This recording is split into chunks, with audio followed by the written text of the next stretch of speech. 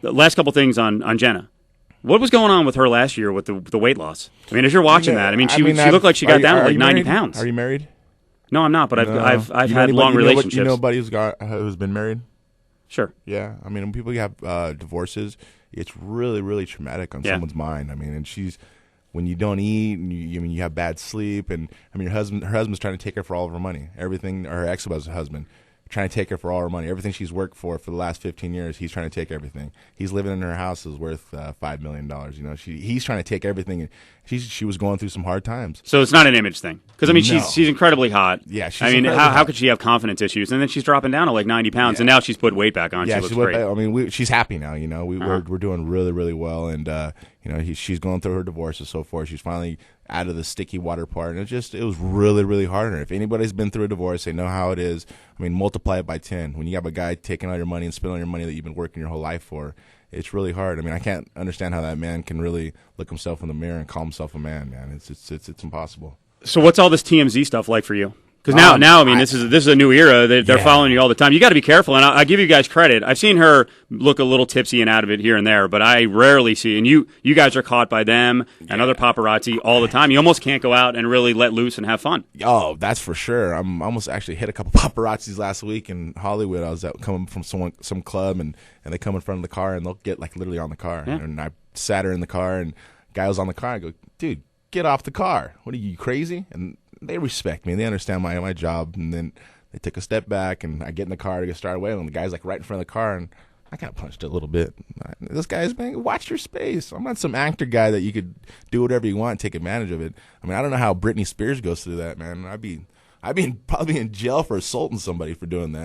That's the problem. They want it. They get crazy. They're almost baiting you to do it. Yeah, they get really, really crazy. But I think a verbal and an eye stare really kind of puts strike a fear in their heart for sure. That's Tito Ortiz. All right, so right now you're between contracts. You don't know who you're going to be with. We'll get into some potential employers. What do you think yesterday? I'm sure you saw that Lorenzo Fertitta, who you're very complimentary of, basically stepped down from his full-time duties at Station Casinos. He's going to do full-time with UFC. That was the big announcement. So I don't know if you saw that. I didn't get a chance to see that. All right. Finally, he could come in and see what type of monster Dana White really is, man.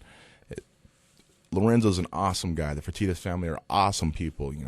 I respect them 100%. But they don't see what Dana White's really doing. Dana White is monsterized us fighters, and he's trying to hold us down. In his eyes, I'm the stupidest man alive. Wow, I own a multi-million-dollar company. I did The Apprentice, and Donald Trump praised me. I guess I'm not that stupid. Or maybe I'm just stupid in his eyes because he's so damn stupid. I mean, that's what it might be. Yeah, I know. It's just it's annoying, and it just when a guy tries to hold down a person for trying to be a businessman, it's you think that another human being would try to help somebody positively and not try to hold them down. Do you have direct contact with Lorenzo? Will you call him now? I mean, he gave up. Lorenzo, the last call I had him that me and him should get together and talk, and I may go to the fight this weekend. I don't know. It's just one of those things, man. Me and Lorenzo talk. It's just Dana White. I can't work with that guy, man. Me and him are like oil and vinegar. What would you like him to do? Because I've never heard you actually verbalize. Like, what do you want him to do for you? I like him to step down. I would like Dana White. You just want to get rid of him. I can't work with that guy. It's not worth any amount of money because I know his ulterior motive. He hates me. It's fine. I look at it. I'm going to be his businessman. I'm going to be very successful with or without them. I mean, I wouldn't get this far in my career of 11 years and be as noticed I am. I mean, I'm a pretty much icon in the sport because I worked so hard and I have such great fans, hand in hand, UFC and Tito Ortiz go. I mean, you look at any other guys who came up and had the same opportunities that I have, and they're forgotten.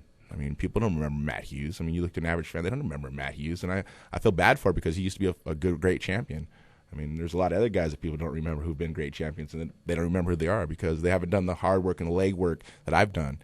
And I'm going to change it. I'm going to change the whole thing for mixed martial arts, for fighters in general. I'm going to do what Ali did for boxing, I think. I'm going to get that pay scale up where the guys are making their money so, they could give their life and soul in the octagon.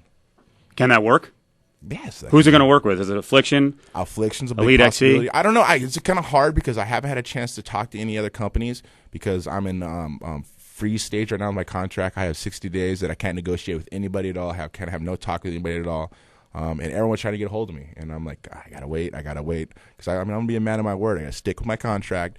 As soon as the 60 days are over, then I could talk to anybody and exercise the chance of being a free agent. The affliction model. I know I cover a lot of this stuff, and I see the salaries. Like we pointed out at the last press conference, because all the money is not put up front. I think it was Vanderlei Silva made $150, Keith Jardine made $10. There clearly some guys need to make more money, and it's not fair. Was that worth the $10,000 knockout? I feel bad for Jardine. I like Jardine too, and I feel bad for him. That wasn't right. I think their argument is the model works, the money's going to get better. The model works for UFC and builds the name of the whole thing because they can spend lots of money on advertising. Affliction's doing it the reverse way. They've got a huge payroll. Their card on July 19th is awesome. Now, I know Trump's involved. How much money can they lose, though? Because I got to tell you, they're not advertising. And that is, and I know because I deal with this stuff. So if they don't advertise, it's a chicken and the egg thing. I really, really think it's just kind of a beginning of a growth for them right now. They're actually, with Trump, Trump worked with NBC. You got to get a network behind you. And that's a huge thing. That's a large, large thing. And I found out UFC actually is going to have a UFC on Spike TV for free the same day as Affliction. Just to stick it to Affliction. That's a monsterizing. But, we'll see how much weight some of the Affliction fighters have carrying, and what type of weight Trump name's carrying. His name carries a lot. But it's just one of those things that now sponsorships are coming in. They're coming in so large, they're paying for a show. They pay a couple $1 million, and that pays for the whole card. They're not. It's a win-win situation no matter what because of the sponsorships, because they get a chance to be on NBC or CBS, and this is a chance that now it's the sport is so huge. It's an opportunity for other fighters to make more money. Last night I was flipping through the channels, and all of a sudden on NBC they had Strikeforce on there, and the arena is sold out, and they're going crazy. It's like the sport is so huge now. There's opportunities come because now it's time for the sponsorships. We're at mainstream.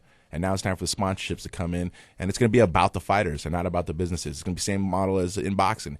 No one knows who the WBO is, the IBF. They don't know what that is. It's just another belt.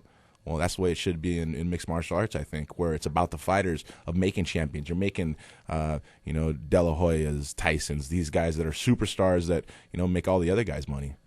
Elite XC, I think, is going to work. Yes. There were a lot of people, hardcore MMA fans ripped the card, ripped Kimbo.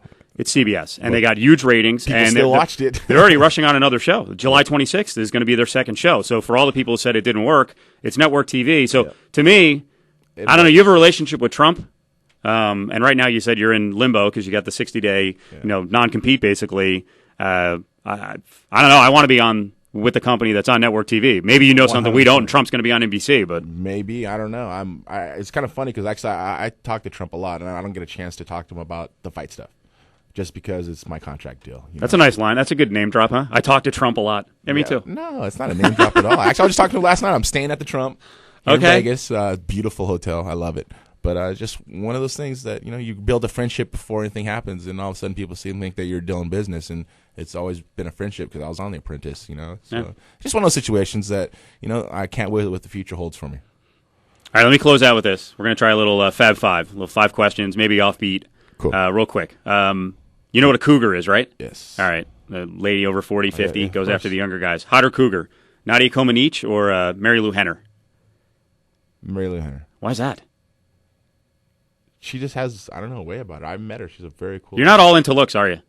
No, you got to. Not that she's not hot, but she was impressive. We got to understand, dude. It's about what chick's mind. I think I respect a girl for her mind than her body and her face, because in the long run, when you're 50, 60, 70, 80 years old, you want to make sure you have a woman who's down for you, who's smart and knows what she's doing, not some dried out old lady who doesn't know what she's doing. She can't even spell. That'd be horrible. Bigger a-hole, Pierce Morgan or Omarosa? Omarosa. Yes, hands down. I like it. I love Pierce Morgan. Pierce is actually a good cat. I like that guy. I was rooting for him. I actually was getting my significant other all pissed off because she was a big fan of Trace Adkins. Yeah, I'm like Pierce is a genius. Trace is a down dude too. I love him. He's a cool cat. I met some good people there. I think the only monster there was Omarosa. She's I can't say anymore. I won't say anymore. I should finish out with who's worse, Omarosa or Dana White. But yeah, right. No, Dana White without a doubt. Worst brother, Ken or Frank Shamrock? Worst brother, yeah. I would say Ken. Why is that? I know Frank. Frank's a really, really cool cat. I know Ken, and he's kind of a jack-off, but I like Frank. Frank's a really cool cat. We might be getting it on next year. You never know. It's going to be a 10-year reunion that we fought, and he beat me the last time, so that'd be a huge fight for CBS, right?